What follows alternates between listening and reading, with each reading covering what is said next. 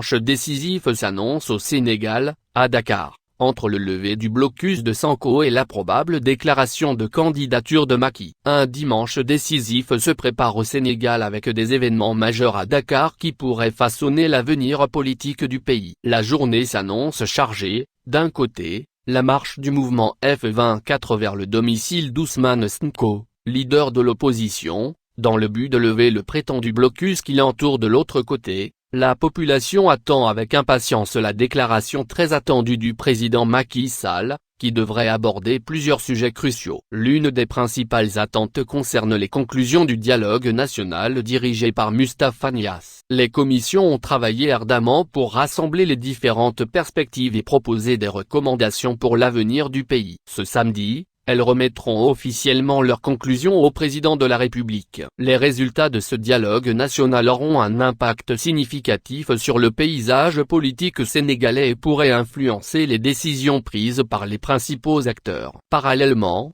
la probable déclaration de candidature de Macky Sall pour un troisième mandat suscite beaucoup d'attention. Les Sénégalais attendent avec impatience de savoir si le président sortant se présentera à nouveau en 2024. Cette annonce pourrait avoir des répercussions majeures sur le paysage politique et générer des réactions diverses au sein de la population. Dans un contexte de tension et de spéculation, les forces de défense et de sécurité ont été déployées dans les artères de la capitale sénégalaise pour maintenir l'ordre et prévenir d'éventuels soulèvements ou troubles. La sécurité reste une priorité alors que le pays se prépare à des décisions politiques importantes qui pourraient façonner l'avenir du Sénégal. Dans l'attente de ces développements majeurs, le pays retient son souffle. Les Maliens suivent de près ces événements qui pourraient avoir un impact durable sur la stabilité et la direction politique du pays. Les prochains jours seront cruciaux pour le Sénégal et leur déroulement déterminera en partie la voie que le pays empruntera dans les années à venir. Le Mali, à l'instar des autres pays,